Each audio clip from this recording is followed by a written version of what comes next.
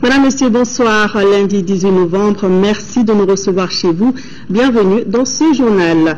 C'est demain que s'ouvre au Koweït le 3e sommet afro-arabe, une rencontre qui discutera de nombreuses questions d'intérêt mutuel, notamment la coopération économique, l'agriculture ou encore l'environnement.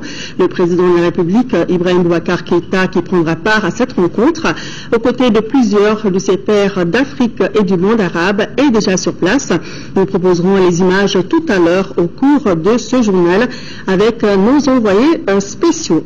En attendant, ici à Bamako, la délégation de la conférence épiscopale du Mali a été reçue en audience cet après-midi par le Premier ministre Jean-Baptiste Tiema, président de la conférence épiscopale du Mali et chef de la délégation, est venu exprimer les remerciements de l'Église catholique après le 43e pèlerinage célébré à Kita la semaine dernière. Le reportage de Garibou Pérou.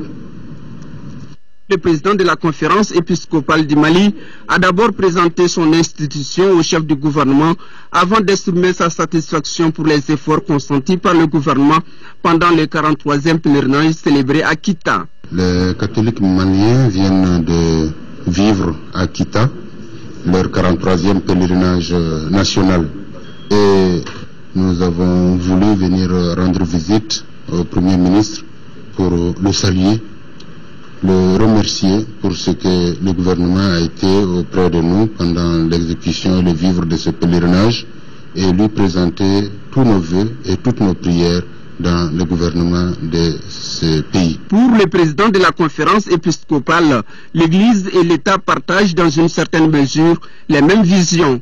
Il s'agit d'offrir aux hommes une condition de vie meilleure. L'Église est aux côtés de l'État pour l'aider dans le développement de ce pays. Et ces valeurs, disons, c'est d'abord l'éducation, à une bonne ancienneté, vivre ensemble de tous les Maliens, quelle que soit notre provenance, notre couleur et notre statut. C'est le progrès de tous les Maliens que nous essayons de mettre en route à travers nos différentes caritas. La conférence épiscopale ou la conférence des évêques définit les caractères essentiels de l'Église catholique. Elle est une assemblée dans laquelle les évêques d'une nation ou d'un territoire exercent leurs charges afin de promouvoir les biens que l'Église offre aux hommes. Elle l'effectue de façon appropriée aux circonstances des temps et des lieux, conformément aux droits humains. Je vais vous l'annoncer tout à l'heure, c'est demain que s'ouvre au Koweït le 3e sommet afro-arabe. Le président de la République, Ibrahim Boubacar Keïta, est déjà sur place. Il prendra part donc à cette rencontre. Le récit de nos envoyés spéciaux sur place, Amadou Sangaré et Abdul Salam Bambara. C'est après un vol qui aura duré 7h30 minutes que le président de la République, Ibrahim Boubacar Keïta, est arrivé à l'aéroport international Koweït City. À sa descente d'avion, il est accueilli par son Altesse le prince Sheikh Saaba Al-Ahmed Al-Jaber, l'émir de l'État de Koweït. La cérémonie est retransmise en direct sur la chaîne koweïtienne. Après avoir salué les corps constitués, les deux personnalités se retrouvent pour un bref tête-à-tête dans le salon de l'aéroport. Ensuite, le président IBK regagne sa résidence au palais de Baïn. 17h heure locale, il faisait déjà nuit. Et à quelques heures de cette rencontre, la commission d'organisation du 3e sommet afro-arabe s'active pour le dernier réglage. Et déjà, plusieurs délégations sont sur place. Notre pays, le Mali, attend beaucoup de ces sommets. Lors de la conférence des bailleurs de fonds sur le Mali, les pays arabes ont beaucoup contribué et s'apprêtent aussi à le faire, non seulement à cause de cet élan de solidarité internationale pour le Mali, mais aussi avec les liens particuliers que le Mali a avec le monde arabe et le monde musulman. Le sommet afro-arabe est pour nous très important et particulièrement pour notre pays. À ce sommet sont attendus plus de 50 chefs d'État d'Afrique et du monde arabe. Voilà donc l'ouverture de ces travaux dans nos prochaines éditions. En attendant, ici à Bamako, se sont ouverts les travaux de la politique nationale de la ville. C'était ce matin au CICB en présence des autorités administratives, territoriales et communales. Il s'agissait pour les acteurs d'échanger avec les forces vives sur la vision des autorités en matière d'urbanisation et de politique de la ville et voir comment mettre en place une politique sur le développement urbain durable. Le reportage de Fatoumata Kodé. L'urbanisation dans les villes pose une multitude de problèmes liés à la construction anarchique de maisons, l'assainissement, l'environnement, la multiplication des zones de non-droit, la dislocation des liens sociaux, entre autres. En vue de résoudre ces problèmes avec l'implication de tous les Maliens, le ministère de l'Urbanisation et de la Politique de la Ville a organisé cette rencontre. Le but est d'échanger avec les forces vives de la nation sur la vision des autorités en matière d'urbanisation. Il s'agira de la mise en place d'une politique partagée par tous sur le développement urbain durable. Une politique axée sur plusieurs aspects. À travers la dite politique, il s'agira de faire de la ville malienne un espace harmonieux de convivialité, moteur de son développement et celui de son hinterland, voire du pays tout entier. Cet objectif portera sur le renforcement des économies locales afin d'améliorer les capacités d'autofinancement des villes, promouvoir les métiers urbains et résorber notamment le chômage des jeunes. Les autorités maliennes s'attelleront à la mise en œuvre effective de cette politique, cela à travers des moyens adéquats. En définissant la stratégie, nous allons essayer d'évaluer quels sont les besoins, les moyens financiers, les moyens matériels qu'il nous faut pour mettre en place cette stratégie. Donc il ne s'agit pas d'avoir tous les moyens tout de suite, mais il s'agit de voir concrètement comment étaler cette politique sur plusieurs années afin de nous permettre d'atteindre les objectifs. Cette rencontre regroupe les services des domaines, des collectivités, de l'assainissement et de l'environnement, de l'intérieur, les agences immobilières, bref, tous les acteurs permettant l'atteinte des objectifs du développement urbain durable. La coopération sino-malienne se renforce davantage dans le domaine de la santé. En effet, la Chine vient d'offrir à notre pays des équipements médicaux pour plus de 120 millions de francs CFA. Les médicaments qui vont donc contribuer à la prise en charge de diverses pathologies. La cérémonie de remise a eu lieu ce matin à l'hôpital du Mali, suivie par Alpha Maïga. Des équipements médicaux et des médicaments, c'est le lot de matériel remis aux autorités sanitaires du Mali. Estimé à plus de 120 millions de francs CFA, le matériel est destiné uniquement à l'hôpital du Mali. Il s'agit en clair de médicaments qui vont contribuer à la prise en charge de plusieurs maladies. Et toutes les pathologies seront diagnostiquées dans les différents services de l'hôpital du Mali. L'hôpital du Mali figure parmi les premiers hôpitaux construit en Afrique par le gouvernement chinois. Lors de son investiture, le président Ibrahim Boubacar Keïta a annoncé que la santé est l'un de ses dossiers prioritaires. La manifestation d'aujourd'hui s'inscrit dans la logique de cette politique. Les objectifs ne saurait être atteint sans une démarche et un engagement collectif. Comme toujours, la Chine sera à côté de vous. Au directeur de l'hôpital du Mali et à son personnel, je sais compter sur votre vigilance pour que ce matériel et ces médicaments puissent être utilisés de la manière la plus pertinente. La coopération entre le Mali et la Chine a toujours conservé son caractère exemplaire, cela depuis l'indépendance du Mali. En marge de la cérémonie de remise, la délégation a visité le chantier de logement pour médecins chinois, situé au flanc des collines, non loin de l'hôpital. Les logements sortiront de terre dans une année. Le coût de réalisation s'élève à plus de 300 millions de francs CFA. L'ANASER et le Comité national de sécurité routière sensibilisent sur les dangers de la route. Les deux structures ont organisé ce matin une marche funèbre, une activité qui s'inscrit dans le cadre de la Journée nationale de solidarité avec les victimes de la circulation routière. Le compte-rendu de Batraori. Partis du carrefour des jeunes, les marcheurs, 1 million environ, sont arrivés au ministère de l'Équipement et des Transports. Là, ils ont été reçus par le ministre à qui ils ont remis un message. Nous estimons que, après la sensibilisation, après le contrôle sensibilisation, l'heure du contrôle sanction a sonné, car 60% des accidents concernent les jeunes et 80% de ces accidents impliquent les engins à deux roues. Le ministre a pris bonne note et se réjouit des résultats obtenus grâce aux différentes campagnes de sensibilisation. À travers la direction des transports et la direction générale de la NASER, nous allons tout faire pour réduire davantage les victimes sur la route. À titre de rappel, on avait en 2011 800, en 2012 on a eu 536. Donc ça veut dire qu'il y a une réduction. Aussitôt après et dans le cadre de la même journée, le ministre de l'Équipement et des Transports et son collègue de la Santé et de l'Hygiène publique se sont rendus à l'hôpital Gabriel Touré. Nous sommes dans la même cause, le ministère de l'Équipement et des Transports et le ministère de la Santé, par rapport aux accidents de la circulation. Nous défendons la même cause. En amont, le ministère de l'Équipement et des Transports fait tout pour empêcher les accidents.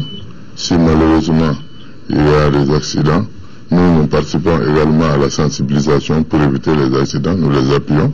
La dernière étape de cette journée a été consacrée à la visite de la Direction générale de la protection civile. Le ministre entendait apporter ainsi son soutien à ces deux structures. Chacune d'elles a reçu un appui symbolique de 1 500 000 francs CFA. Sur un tout autre sujet, malgré la crise de 2012, l'Office malien de l'habitat OMH a pu réaliser 68% de ses activités prévisionnelles en termes de recettes. Ces réalisations sont estimées à 11 milliards de francs CFA.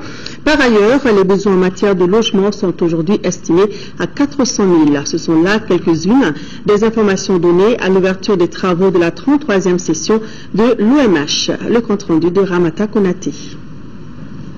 Aujourd'hui, 400 000 Maliens attendent d'être logés.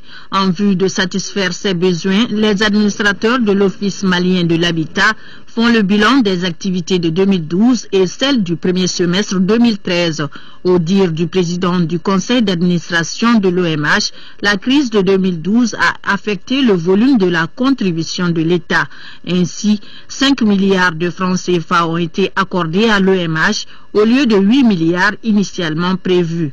Malgré cela, la structure s'en est sortie. Fort heureusement, l'amplification des missions de recouvrement concernant les mensualités des logements sociaux aura permis une amélioration du taux de recouvrement de l'ensemble des recettes hors report à nouveau à concurrence de 99,50%, ce qui est une performance. Au titre de l'année 2012, les réalisations en recettes sont chiffrées à plus de 11 milliards de francs CFA, soit un taux d'exécution de près de 69%. Quant à celles enregistrées au cours du premier semestre 2013, sur un budget de plus de 14 milliards, elles sont estimées à 7 milliards, soit la moitié des prévisions. La ministre de la Promotion de la Femme, de la Famille et de l'Enfant a visité samedi à Ségou la maison de la mère et de l'enfant. Sangaré Oumouba a également échangé avec le personnel qui a énuméré les problèmes auxquels il est confronté. Reportage de Kandesila. Fonctionnelle depuis 2011, la maison de la femme et de l'enfant visitée par madame le ministre en charge du secteur est composée d'une unité pédagogique et de formation, des unités préscolaires et de commercialisation. La maison abrite également une case bébé. Cette case qui fait office de garderie d'enfants découle d'un partenariat tripartite entre la direction régionale de la promotion de la femme, de la famille et de l'enfant, de l'Académie d'enseignement de Ségou et d'une association française dénommée l'Avenir pour les enfants du Mali. Une heureuse occasion pour madame le ministre de souhaiter longue vie aux quadruplés et leurs mamans. Cette maison est très fonctionnelle par rapport aux autres que j'ai vues. En tout cas, c'est une maison qui est fonctionnelle, qui a beaucoup d'activités et elles ont pris beaucoup d'initiatives au niveau de la maison. Ce qui m'a le plus enchanté, c'est qu'elles ont des partenaires. Au niveau local, c'est une direction qui a des rapports vraiment de travail, de bonne collaboration avec le niveau régional. Le gouverneur qui s'implique, le conseil de cercle qui s'implique, et là c'est une bonne chose que j'encourage. Le second temps fort de la visite du ministre a été la direction régionale de la promotion de la femme, de l'enfant et de la famille. Ici, les problèmes majeurs évoqués sont relatifs à la vétusté des locaux, le manque de personnel et des ressources financières pour le fonctionnement. Nous ouvrons à présent notre fenêtre sur les législatives de dimanche prochain avec tout d'abord ce communiqué. Le gouverneur du district de Bamako porte à la connaissance des candidats aux élections législatives dans les communes du district que la date limite de dépôt de la liste de leurs délégués titulaires et suppléants dans les bureaux de vote est fixée au mercredi 20 novembre au niveau du secrétariat du gouvernorat du district, ceci conformément aux dispositions de l'article 83 du Code électoral. Le gouverneur du district décline toute responsabilité pour toute liste déposée après cette date.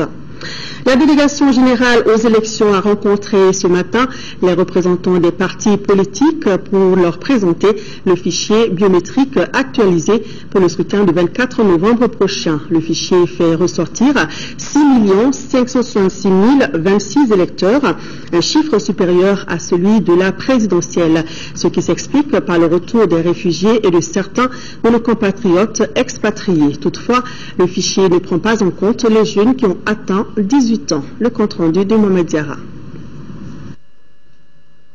Pour les élections législatives du 24 novembre prochain, il y aura 1451 électeurs de plus qu'à l'élection présidentielle. Paradoxalement, il y aura moins de bureaux et de centres de vote. Ainsi se présente le fichier biométrique actualisé pour ces élections à venir. Les raisons de ce réajustement ont été expliquées aux représentants des partis politiques par le délégué général aux élections.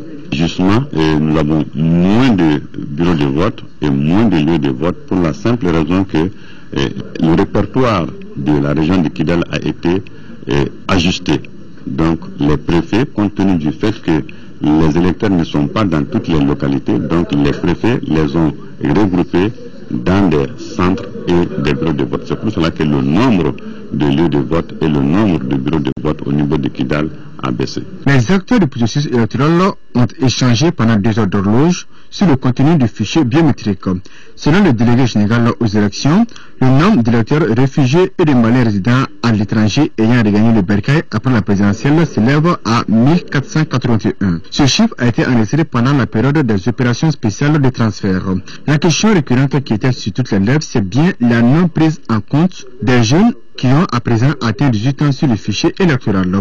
À ce sujet, la DGE et certains de ses interlocuteurs ne sont pas forcément sur la même longueur d'onde. Ma grande préoccupation, c'est surtout au niveau de toute la classe politique, c'est les nouveaux majeurs qu'on doit prendre en compte, surtout pour les élections communales qui vont arriver. Mais je ne suis pas très optimiste là-dessus. Techniquement, il était difficile de pouvoir prendre en compte ces jeunes nés en 1995 parce que leurs photos et leurs empreintes digitales ne sont pas disponibles. Donc en ce moment, au terme même de la définition de l'électeur, ils ne répondent pas, ils ne sont pas électeurs. Toutefois, l'unanimité a été faite autour de la fiabilité de ce document qui constitue le maillon essentiel du processus électoral. Vraiment, c'est satisfaisant. Parce que je n'ai jamais vu autant un travail aussi élaboré et aussi précis. Et tel présenté, j'avoue que c'est très bien fait. Le travail a été vraiment bien fouillé. Pour une fois, la DGE, je peux dire, a peu donné satisfaction aux partis politiques. À la DGE, on assure que toutes les dispositions sont prises pour la bonne tenue des élections du 24 novembre. Nous avons mis à la disposition du ministère des Élections électorales tous les documents électoraux que nous avons en charge d'imprimer. Déjà, vous pouvez constater qu'au niveau des 6 communes du district de Bamako, les listes électorales sont affichées comme l'exige la loi. Pour des informations complémentaires, les uns et les autres peuvent se référer aux adresses suivantes: www.dge2013.ml ou www.dge.gouv.ml. L'ambassadeur du Mali au Sénégal, en rappel, informe les ressortissants maliens résidant au Sénégal, en Gambie, en Guinée-Bissau et au Cabo-Verde que les opérations de révision des listes électorales se poursuivent à la chancellerie de l'ambassade où siège la commission administrative chargée de la dite révision. Que les opérations d'enrôlement au RAVEC se poursuivent aussi de manière permanente à la chancellerie de l'ambassade à fin de résidence Corniche Ouest à Dakar. En conséquence, l'ambassadeur invite toutes les Maliennes et tous les Maliens de la juridiction non encore transférés, enrôlés ou recensés à saisir cette opportunité pour leur transfèrement, leur recensement ou encore leur enrôlement. Les candidats indépendants de l'Alliance Commune 1 ont procédé au lancement officiel de leur campagne. C'était hier dimanche à Djelibougou. Les candidats de l'Alliance, une fois élus, entendent faire des propositions de projets de loi pour le bien-être des populations. Moussa Fani. C'est dans un discours en langue nationale bamana que les deux candidats indépendants de l'Alliance Commune 1 ont présenté leur projet de société aux habitants de la commune. Les candidats aux législatives ont sollicité le suffrage de la population de la commune 1. Ils attendent initier des projets de loi pour l'amélioration des conditions de vie. Nous avons décidé d'être candidats pour apporter le vrai changement, le changement réel et sincère, le changement de mentalité, le changement de comportement, les changements pour apporter enfin le bonheur à nos populations qui sont fatiguées. La population de la commune 1, au-delà même de la population du Mali en général, peut attendre de nous et de notre mouvement un engagement sincère et patriotique. Sortons, votons massivement contre l'achat de conscience, ceux qui proposent de l'argent pour acheter la conscience des gens. Combattons ce fléau, votons honnêtement pour les hommes et les femmes qui proposent des solutions de sortie de crise pour notre nation. Les indépendants de l'Alliance Commune 1 souhaitent également faire des propositions de loi pour promouvoir l'emploi des jeunes et améliorer la qualité des services du secteur de l'énergie et de l'eau. Une fois à l'Assemblée, notre première préoccupation sera d'abord d'assurer la représentativité et la restitution de la voix du peuple à travers la mise à place de ce que nous avons décidé d'appeler la maison du député et de faire voter une loi pour la forfaitisation de la facture énergétique afin que les populations aient à payer moins l'électricité.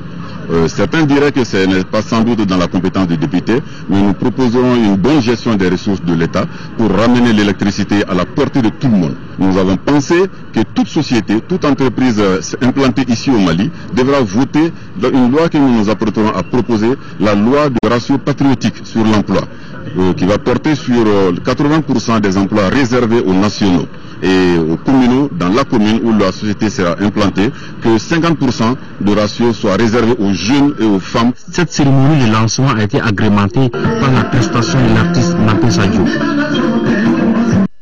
En commune 5 du district de Bamako, la liste du parti pour l'action civique et patriotique PACP a organisé un match de football à Daoudabougou pour être plus proche des jeunes et de la population. Match suivi par Abdul Karim Kaba.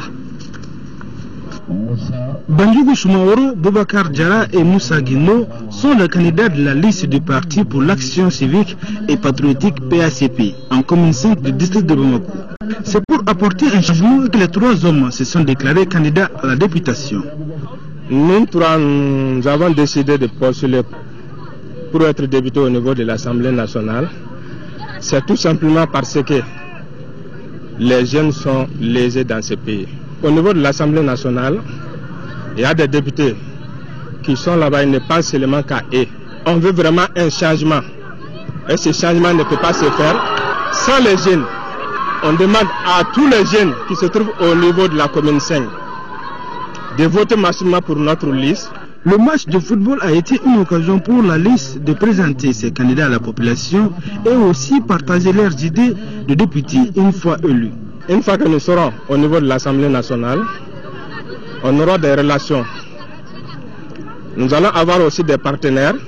Et c'est avec ces partenaires-là que nous allons chercher des projets pour venir construire notre commune. Le message que j'ai à lancer à l'endroit de la population de la commune 5, c'est de sortir massivement le 24 novembre pour voter la liste PACP. La liste PACP, c'est la liste du changement. C'est la liste où il y a des trois jeunes gens qui sont compétents, trois jeunes gens qui sont respectueux, trois jeunes gens qui n'ont que le seul souci, le développement de la commune. Ensemble, Inch'Allah, nous allons vaincre. Ce trio de la liste du parti pour l'action civique et patriotique PACP en commune 5 s'est dit prêt à relever le défi dans la dite commune qui compte 8 quartiers. Un parti pour la défense au Mali, PDM, a organisé hier un meeting d'information sur le terrain de Kalabankoro. La mobilisation collective et la conjugaison des efforts en vue de faire face à l'essentiel sont les messages lancés par les candidats. Youssouf Diakiti. La mobilisation collective a envie de faire face aux défis de façon générale qui attendent le cercle de Kati. La conjugaison des efforts pour affronter l'essentiel. Voilà le message que les 7 candidats ont lancé aux populations de Kalabankoro. L'objectif est de gagner le pari de la course vers l'hémicycle. Par rapport à la population laborieuse, premièrement, ce que je n'ai pas compris, j'ai sonné tout le cercle de Kati. Les besoins par rapport à l'agriculture, que ce soit l'engrais, que ce soit les routes, que ce soit l'eau, ne sont pas au-delà de nos moyens.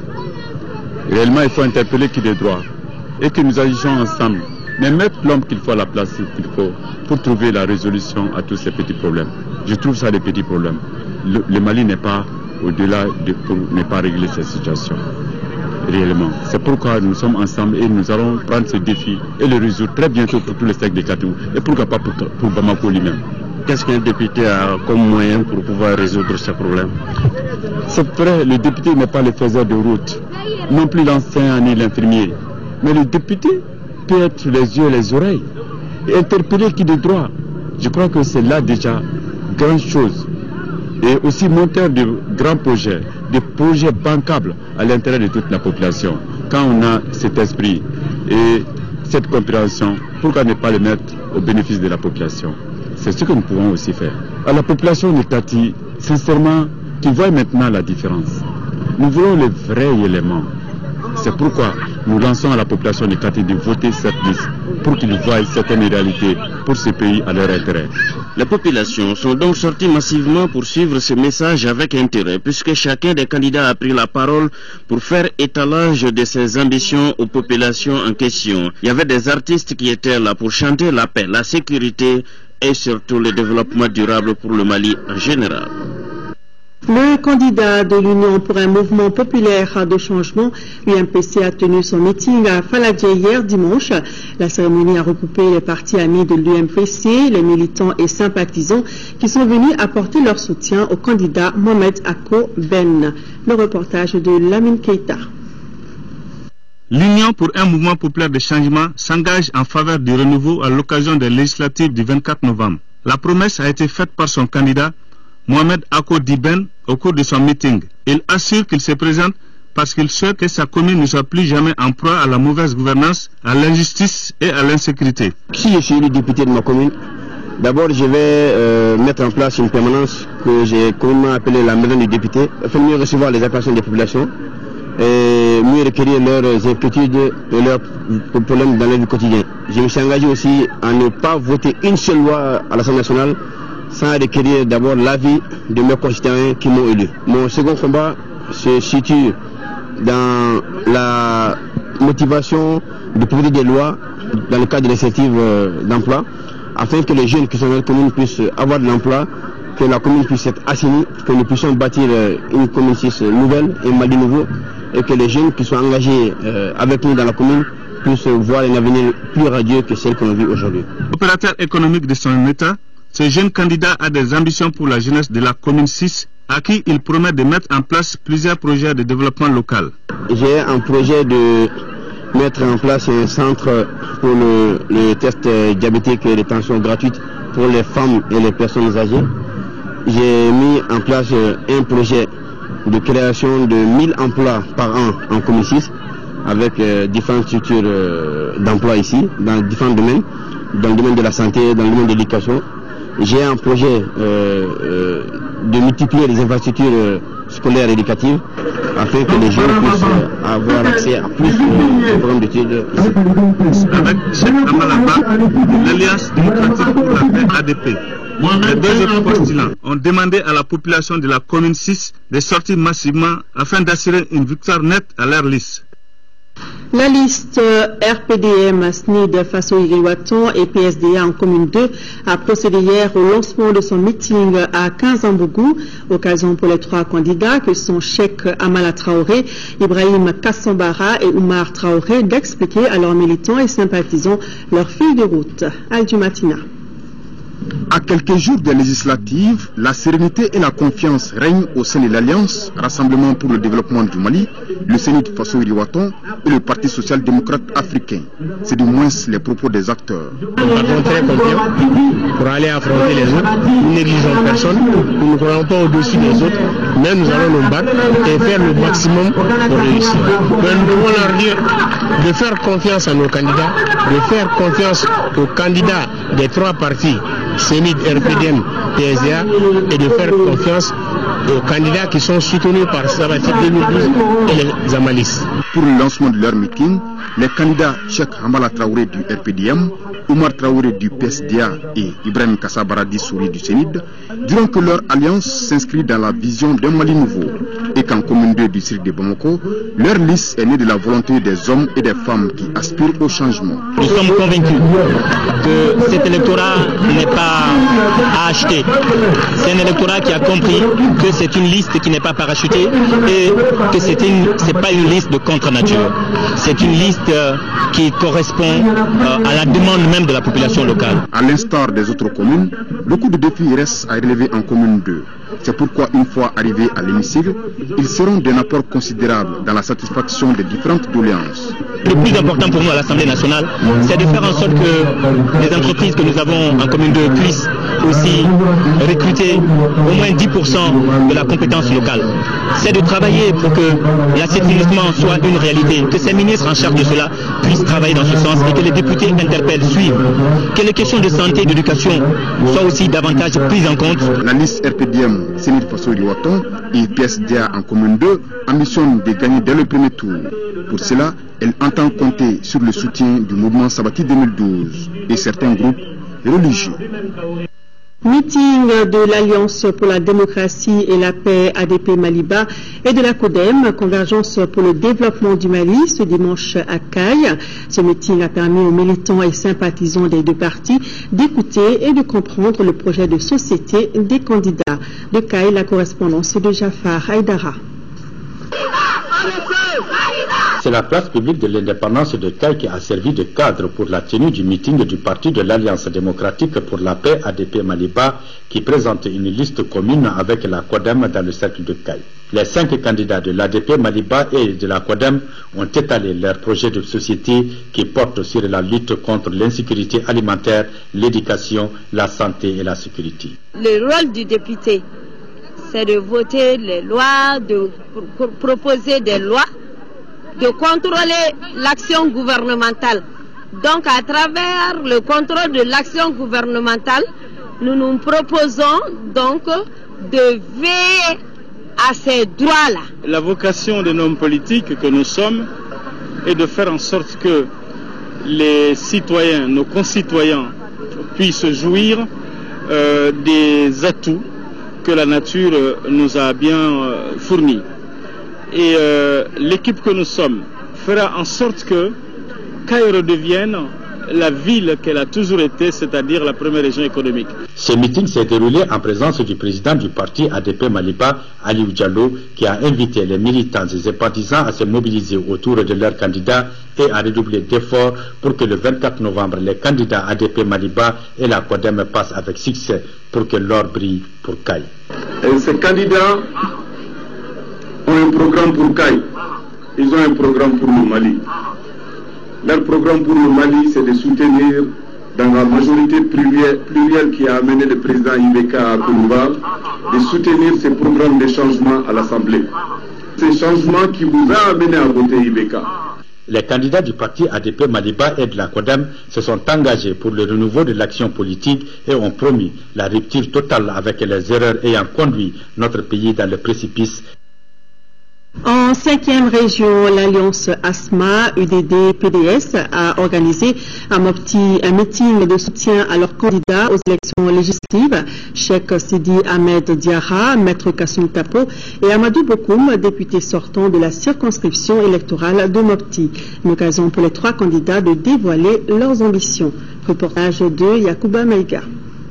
Ce sont les militants, militantes et sympathisants de l'Alliance pour la solidarité au Mali, Convergence des forces patriotiques ASMA, de l'Union pour la démocratie et le développement UDD, du Parti pour le développement économique et la solidarité PDS ou encore des mouvements, clubs et associations de soutien.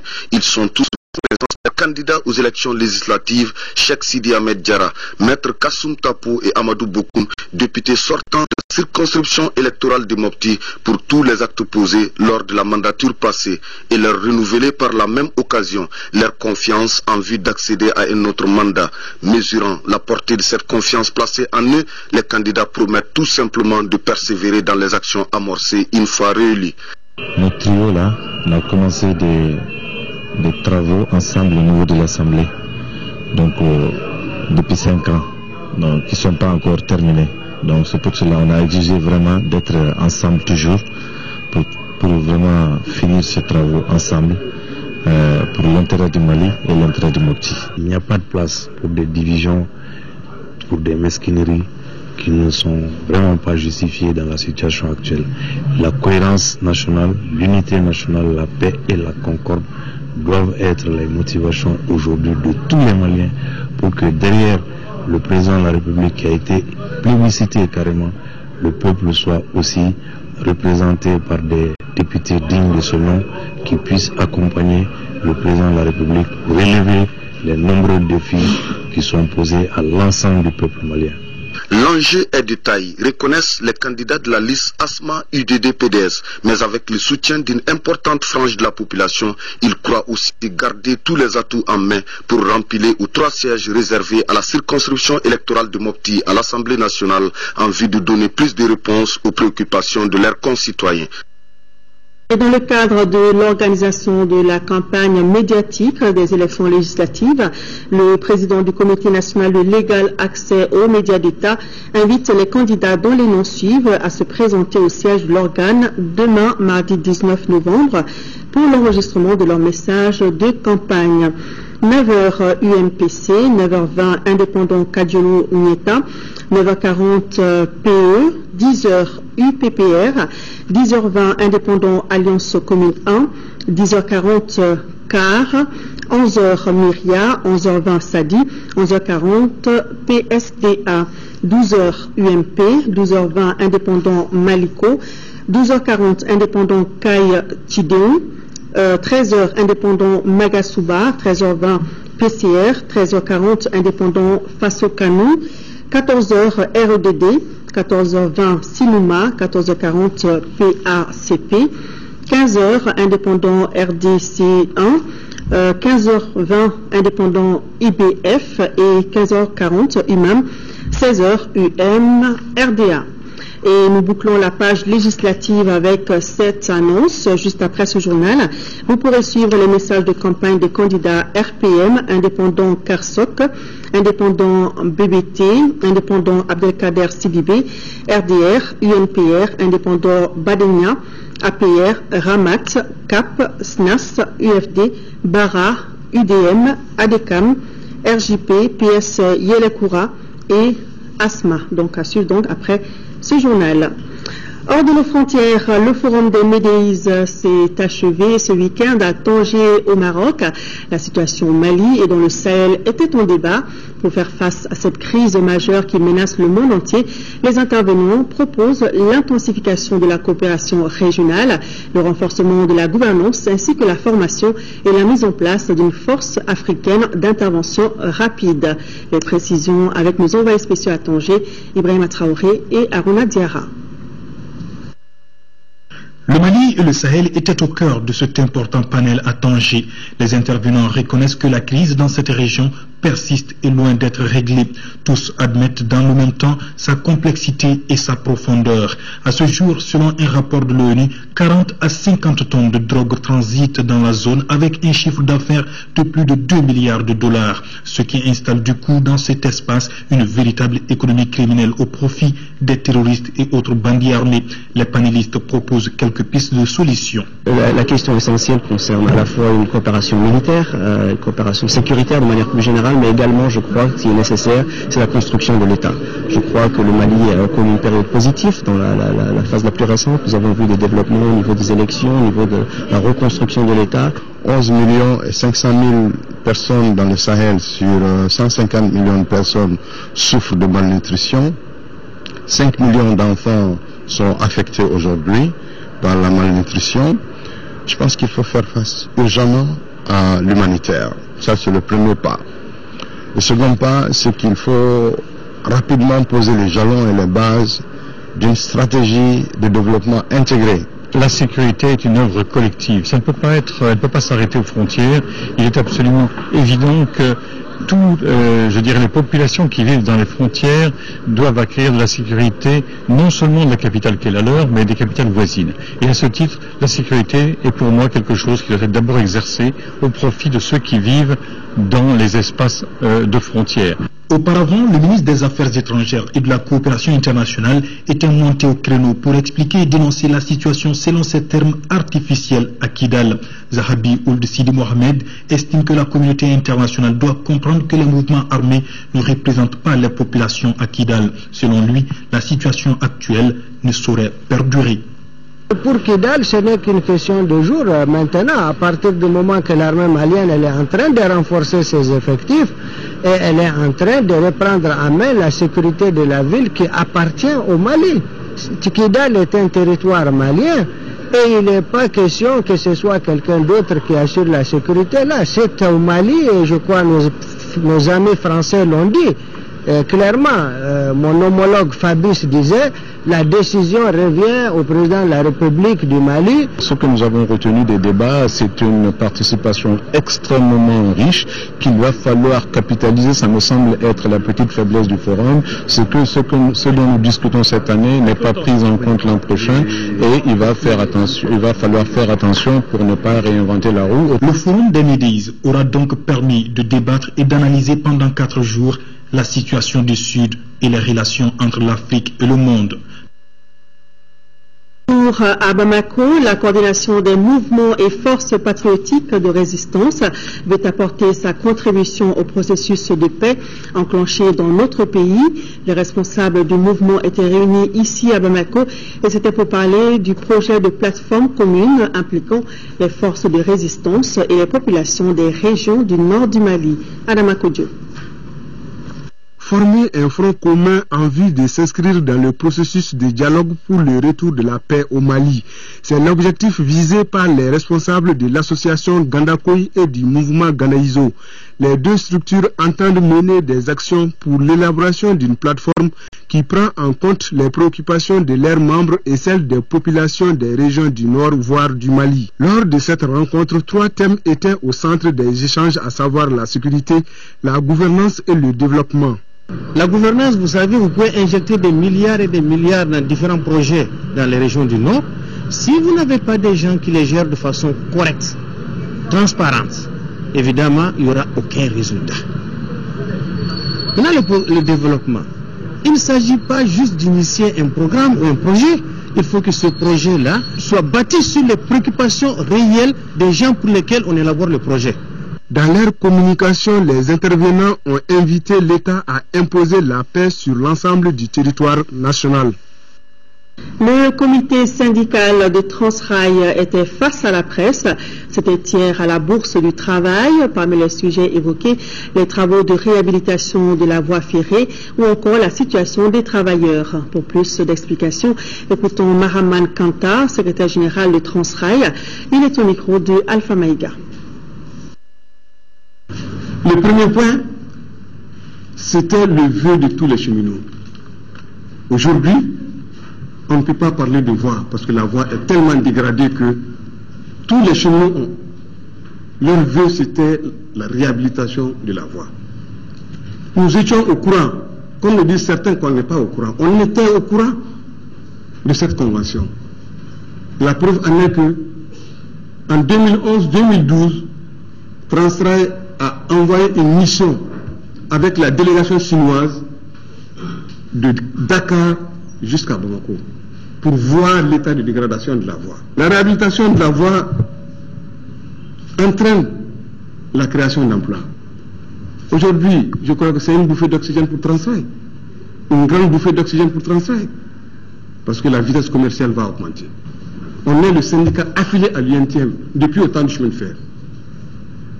Si d'autres structures venant d'autres centrales veulent venir à l'UNTM, on ne ferme pas la porte. Mais leur porte d'entrée, c'est Citrail. Dire qu'il n'y a pas de syndicat, qu'il n'y a qu'un seul syndicat à Transrail, c'est faux. Le Citrail existe bel et bien. Et on est les seuls à être affiliés à l'UNTM. La chronique santé du jour nous emmène vers la rééducation et la réadaptation. Rééduquer après un accident ou une paralysie, mais aussi une assistance pour gérer les conséquences du surpoids sur les articulations.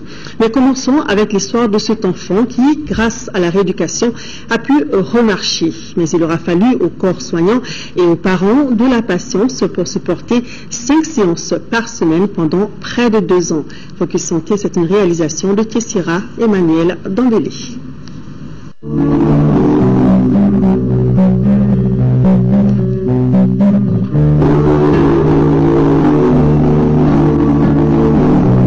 Le petit Ousmane a eu de la chance. Après son accident en octobre 2011 sur la route de l'école et le coma qu'il a traversé, personne de ses parents ou du corps soignant ne s'était imaginé qu'il allait pouvoir marcher tout seul. Du statut de totalement paralysé, voici comment il marche aujourd'hui. Son passage au centre médical de rééducation et de réadaptation fonctionnelle en est pour beaucoup. On s'est fixé des objectifs, à savoir un enfant qui ne peut ni s'asseoir, ni se lever, il est toujours couché. Donc l'objectif était d'abord de réveiller les sensibilités, réveiller les nerfs pour que l'enfant puisse s'asseoir et lorsqu'il peut s'asseoir, chercher la position debout. Et lorsqu'on a atteint la position debout maintenant, essayer d'harmoniser la marche et avoir une cohérence dans les pas. Stimulation et renforcement des nerfs, verticalisation et apprentissage de la marche, tout s'est fait étape par étape grâce aussi à la patience des parents qui se rendent ici 5 fois par semaine pour des séances de rééducation. Quand nous sommes venus ici, le corps soignant nous a demandé de nous calmer. Il nous a demandé de faire des séances de kiné 5 fois par semaine, du lundi au vendredi, pour que la situation s'améliore. Nous avons commencé avec la kiné. Après, il a commencé à s'asseoir, à ramper. Aujourd'hui, il marche tout seul, mais n'a pas retrouvé l'usage de la parole. Il ne pouvait rien faire de lui-même. Pour le faire asseoir ou debout, on était obligé de l'attacher à la chaise. Déjà, on travaille sur l'harmonisation des pas du petit. Mais la rééducation, même les personnes âgées peuvent en avoir besoin. En plus de ceux qui sortent des accidents, ceux qui ont vécu avec un surpoids courent ce risque. Selon l'Organisation mondiale de la santé, en cas d'obésité, toutes les articulations en souffrent et certaines particulièrement. Ce qui fait que l'arthrose du genou est 3 fois plus fréquente chez la personne obèse. Ça va user progressivement les cartilages. Donc au départ, on vous donnera des comprimés, ça passera. Et puis après, ces comprimés qui étaient efficaces seront de moins en moins efficaces. Il faudra passer à des traitements un peu plus forts. Quand vous aurez atteint les traitements un peu plus forts dans les comprimés, arrivera un moment où vous serez même obligé de donner de la morphine à ces patients, mais ils ne seront pas soulagés. Et après là, autre possibilité, on va arriver aux infiltrations. Mais les infiltrations ne pourront pas se faire à tout bout de champ. Certains devront être patients et se rééduquer pendant longtemps. Le choix reste facile, prendre des précautions pour ne pas tomber dans l'obésité ou perdre du poids. C'est là que veut aussi intervenir le centre médical de rééducation et de réadaptation fonctionnelle avec un programme spécial. On va faire une prise en charge par rapport à cette perte de poids qui sera accompagnée non seulement d'un régime diététique, d'un suivi médical, d'une prise en charge en kinésithérapie, d'une prise en charge en cardio-training, donc en sport. Et le tout fera que on fera sur plusieurs mois. Parce que perdre du poids brutalement, c'est très dangereux. Il y a l'effet yo-yo. Donc vous perdez un certain nombre de kilos et vous en gagnez beaucoup plus. Et là, ça décourage facilement la personne. Des conseils, mais aussi du cardio-training qui joue sur le système cardiovasculaire. Le cardio-training, c'est juste un programme destiné à renforcer le système cardiovasculaire. Donc c'est pas forcément pour les malades c'est pour les patients et les non-patients. C'est des exercices aérobiques avec beaucoup de mouvements, des mouvements enchaînés. Pour, par exemple, quelqu'un qui est malade, qui a perdu la motricité au niveau de ses membres, par exemple, et après la rééducation, on peut faire des exercices. On peut aussi faire des exercices de renforcement du système cardiovasculaire, parce que le tout va ensemble.